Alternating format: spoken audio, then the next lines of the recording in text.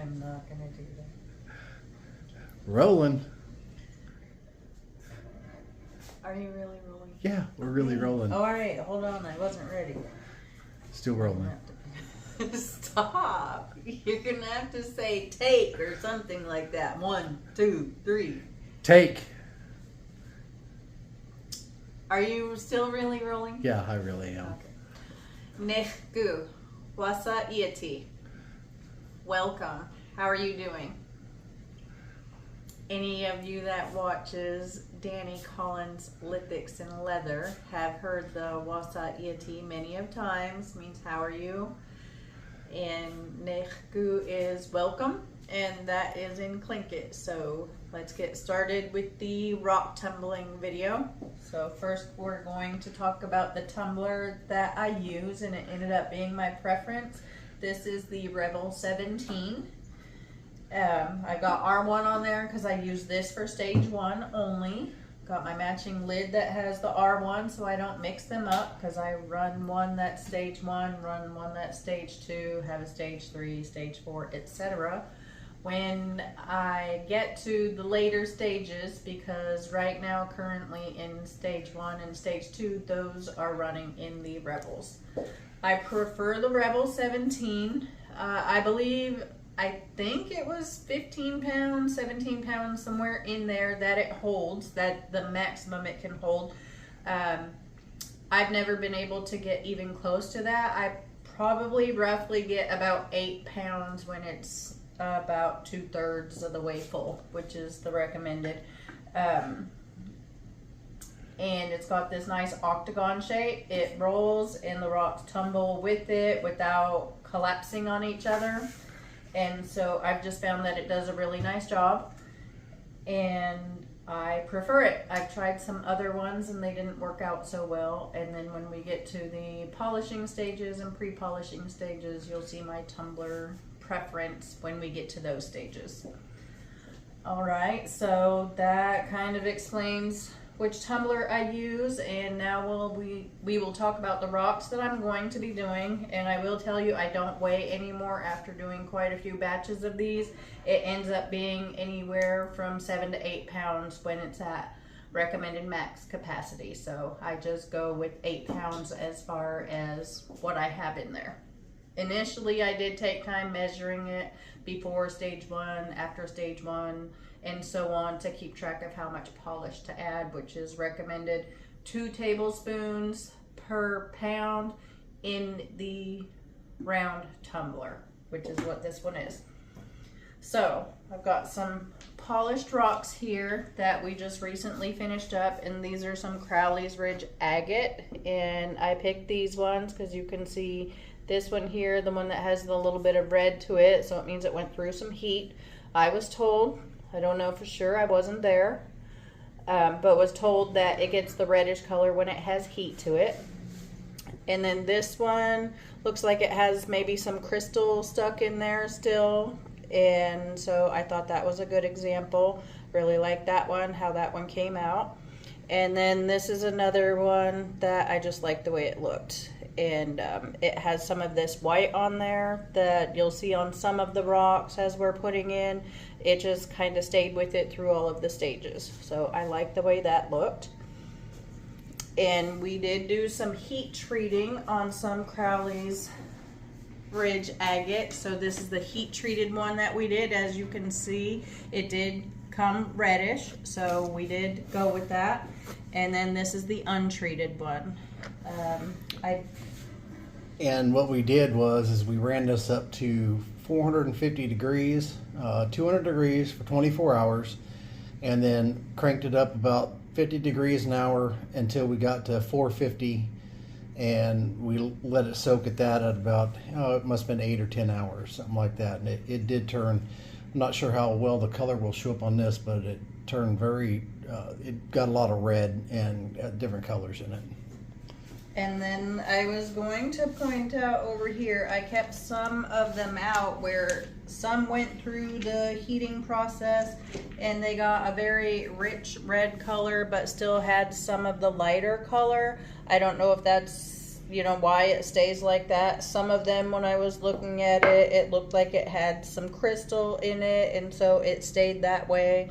Like I said, I don't know for sure why, but some of them took and went all red, and then some had a mixture of colors. So I just had a nice little selection here.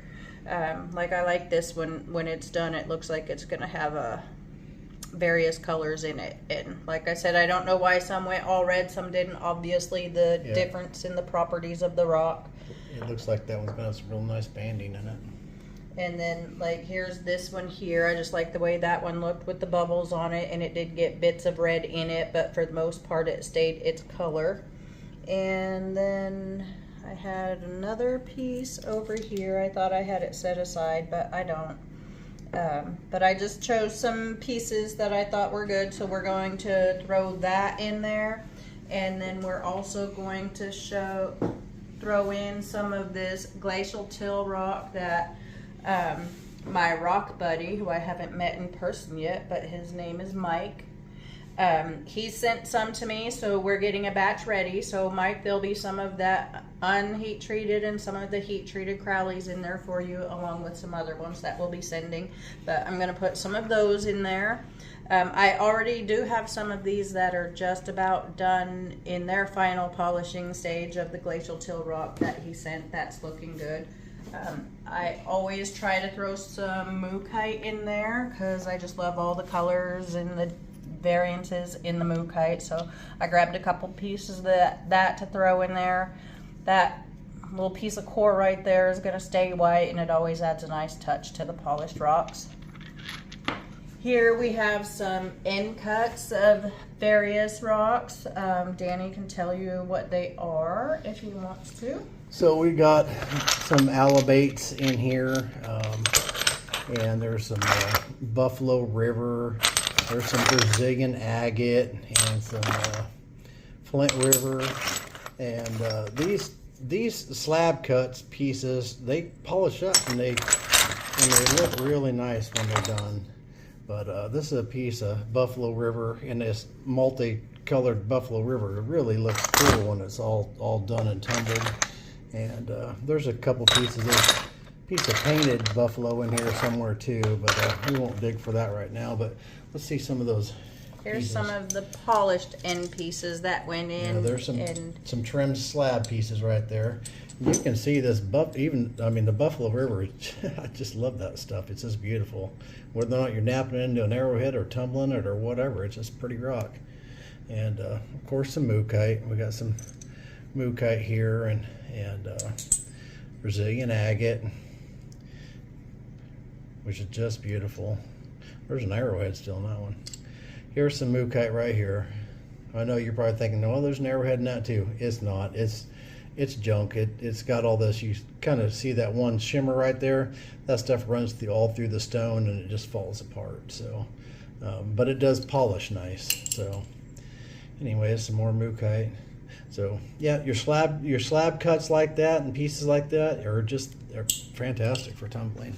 And they do add some variety into the tumbler so that, you know, not all the pieces are the same size. So I do use ceramic media in there, but adding the smaller rocks that you might not even think are going to make it, and then some of these end pieces do add some variety to just keep things moving in there so the rocks aren't all just rubbing on each other. And then here's some stage 1 that did not make the cut to stage 2, and so I had been saving those. Some of these are Crowleys. And this one, I'm not really sure what that one is. I kind of looked at it under my magnifying glass, and I think it might be Crowleys by looking at it, but I don't know for sure. Here's some piece of rock that I picked up over there in Arkansas. I got a bunch of that turned out really good. There's another random rock that was picked up there. So when I was over in Arkansas, we were at a nap-in. I'm actually wearing that t-shirt right now. At the Renegade Ranch. Yeah. We were there this year, and I was walking around and ended up coming back with bags of rocks. So some of these, like this that I had picked up, you're looking at some of those pieces there that ended up coming out really, really nice. And then that's also where I got the Crowley's agate from. A very nice couple there gave me a very, very good deal on it. So this is a mixture of something sent in from a friend, and then things picked up in Arkansas, and then some end pieces. So we'll get those in. So we'll probably pause for just a moment, unless he wants to keep rolling while I add all these pieces in. And I just kind of drop them in there, mix the sizes up. Oh yeah, and here's one piece that I'm kind of excited to see how it turns out, because it looks like a little mushroom cap to me, so I'm excited to see how that turns out when it's done. And then these two pieces I had taken before and after pictures of before they were heat treated and after, so I'm gonna follow these pieces all the way through to see what they look And like. I'll edit that in and flash that photo up here so you guys can see that, the side-by-side comparison on those two pieces. And then here was a piece I just thought was really interesting. Kind of looks like some knuckles there. And then I like that this part here didn't change color. So that piece is going to be followed through. And then these pieces here somehow manage those pits in there, somehow manage to either smooth out or they don't really mess up too much how the polished rock looks. So I'm excited about seeing that one. And there's some other ones that just were really, really nice colors. Like, why did this one get so much deep red in it, but then it still has all of that brown? So I want to see how that turns out. There was one other, oh yeah, this piece right here. I mean, I just look at that and I'm like, wow, I can't wait to see how that turns out. And look at all that varying color in it. And there was some of the pieces that I was talking about, some of the crystal. I don't see it here right offhand, but I'm excited to see how some of those turn out.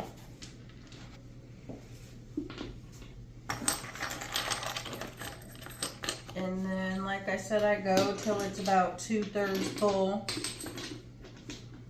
And I just kind of stagger the rocks, so I don't have all the same size pieces next to each other.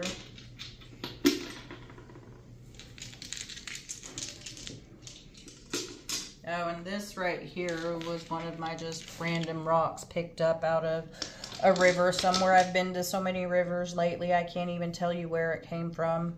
Could have been Montana, could have been Idaho, could have been Washington, could have been over in Arkansas. It's hard to tell, but I love watching these ones because they're already smoothed out from being in the river, and then they just bring out some really nice colors in there. This one's already been through stage 1 for 2 weeks, but it needs to go on, so it already has some nice color.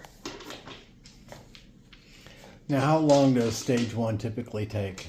Stage 1 for these agates, oh yeah, that's the other thing. So you want all of your rocks to be kind of the same hardness.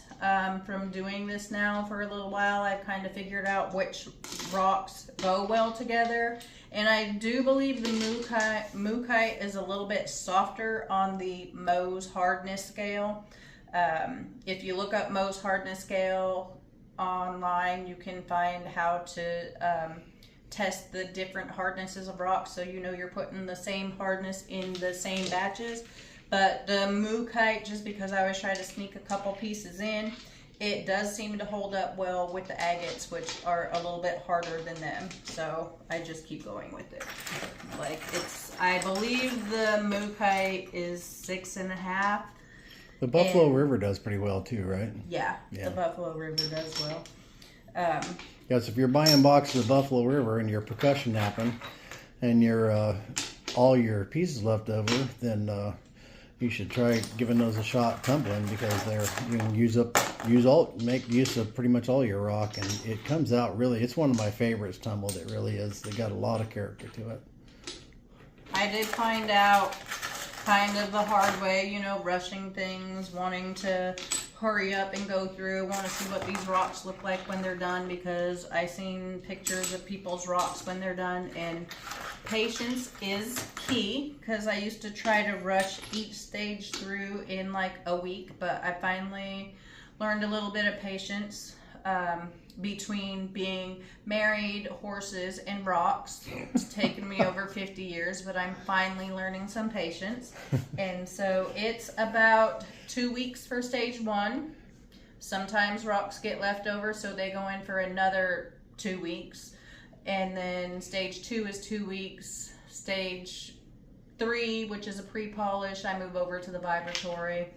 Once you move to the vibratory, it goes a little bit faster. I do that for a week, and then I have a pre-polish and then 2 separate polish stages. Those ones take about 4 days each. So you're looking at anywhere from 6 to 7 weeks, depending on how things go. And I don't keep track of certain rocks, because some of those were a bunch of other rocks that I'd already done, and they went on to stage 2 fine, so I didn't mark down in my little book that this one takes longer, because I figured it was maybe just the way it was sitting in the tumbler.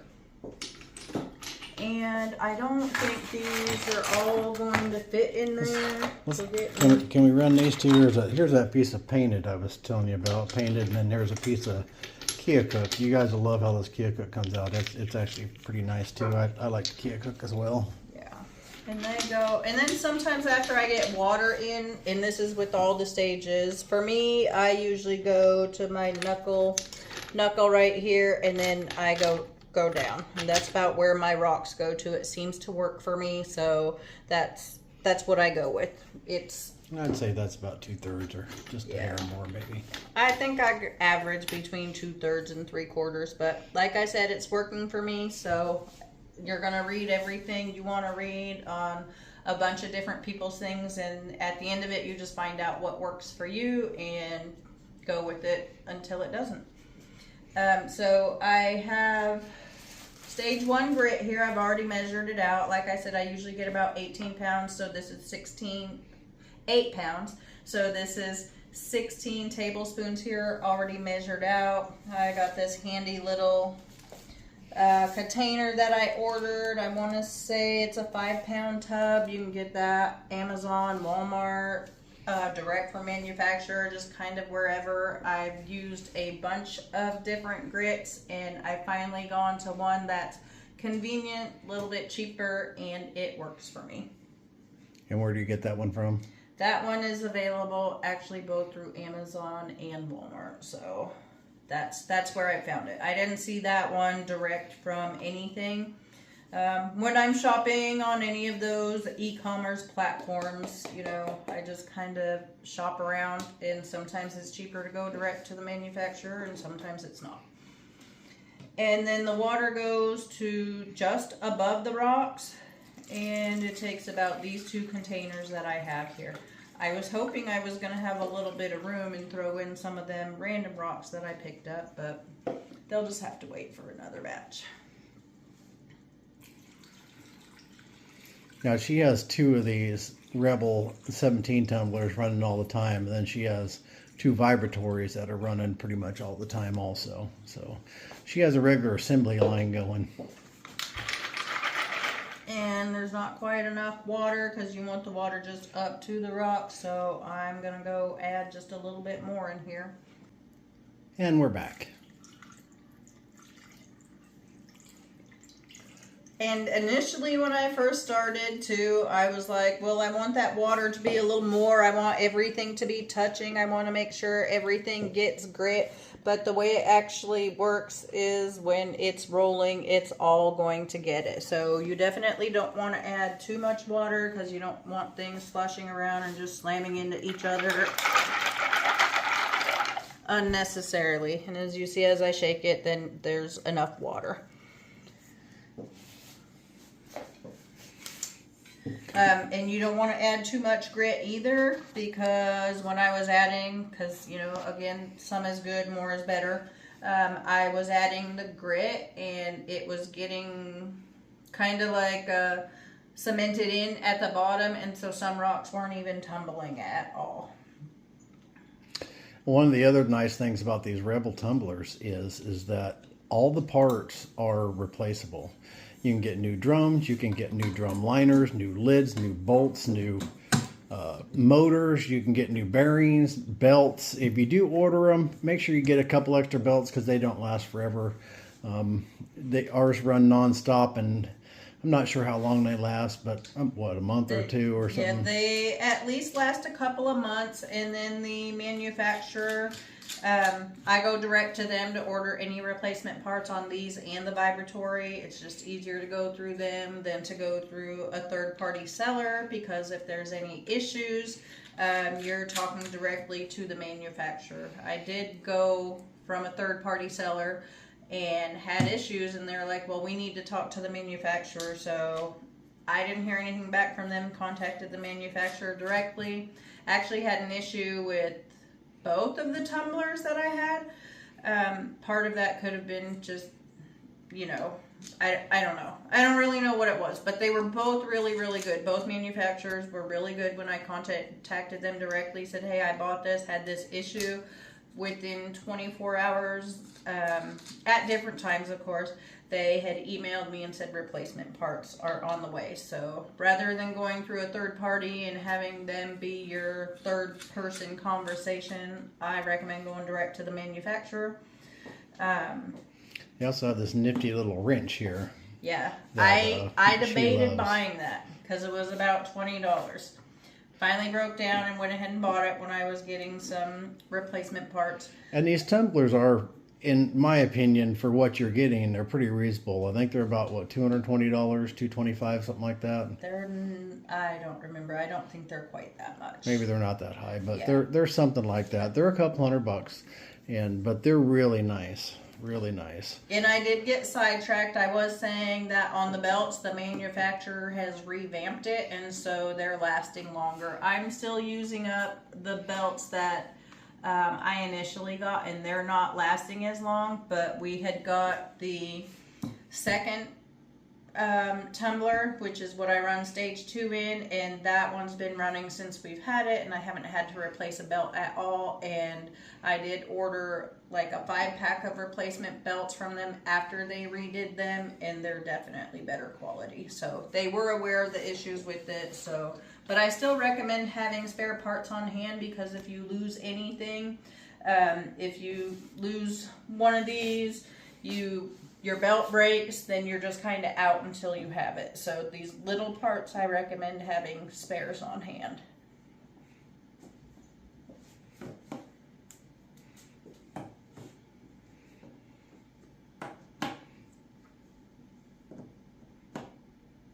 And those are really nice and tight. I didn't have to do anything because this one we were waiting for the heat treating, so it was nice and dry from switching over from the last one.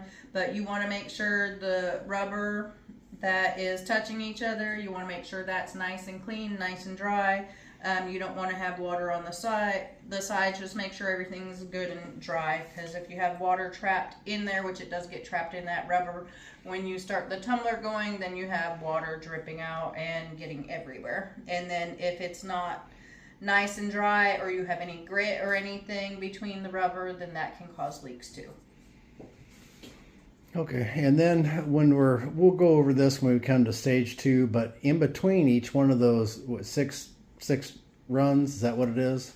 Well, I was doing 6 runs, and I combined stage 5 and stage 6 for cost purposes. So I just throw in a couple scoops of stage 5, which is, I want to say, like a 12,000 micron, 15,000 micron of the aluminum silica, I believe it is, which is in the polishing stage. And then there's another one called Reble, which is a little more expensive, and I don't know, that's some huge number, maybe 25,000 micron.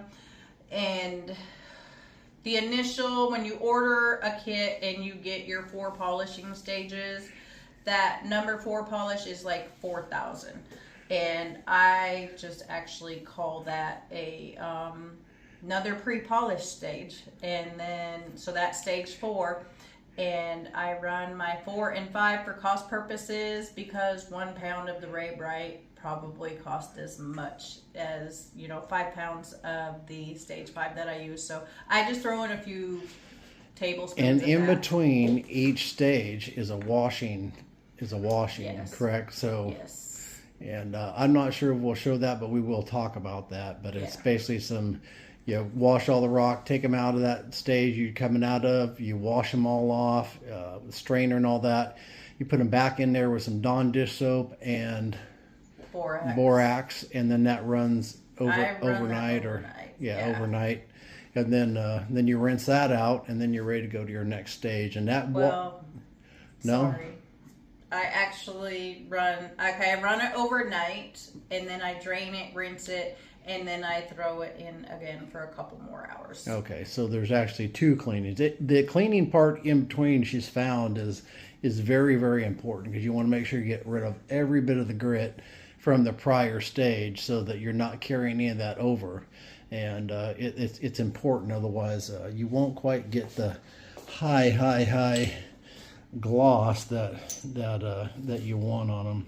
Which I don't even know how well it's showing up in here. Yeah. But when I was she gets first a very doing high gloss polish. When I was first doing it, they would come out and they would be going through. They would be smooth. They would be ready for the next stages. But I was using just 1 tumbler all the way through. And of course, when I first started out, we couldn't do it, but gradually we bought different tumblers for the different stages. It just kind of worked out that way, that we have a tumbler for each stage now. So stage 1 only runs stage 1. It's washed, rinsed, moved to stage 2, stage 3, stage 4. We were doing it all in the same tumbler, and then I was told, I had read before, didn't really give it too much thought, but I was told by a geologist named Bruce up in Idaho when I was up there. He said to get myself a polishing drum or bowl in the vibratory and do nothing but polishing that, and that would increase the success. That did, but it was still kind of filmy. And then the final stage is just borax and Dawn dish soap, and I do run that for a day or 2, just depending on how long it takes for the rocks to look like they're completely done. Once I started doing that, then we got that much better shine. It was very disappointing to go through all of it and kind of just look like a cloud on it. Yeah. So. Okay, so that's it for episode 1, and we will be back with further episodes. I would imagine the next ones will be a little bit shorter, and then the last one will show all the rocks that come out of that, and we'll go over them all. But we're going to take you step by step. And like she said, it's going to take a little while, but I'll upload each one of these as we go along, so that you'll see something here. Probably not for 2 more weeks on the tumbling, but then you'll see something about every week or so. But all right, appreciate it. Gunalchéesh. Thank you. Gunalchéesh. Talk to y'all later. Y'all keep tumbling.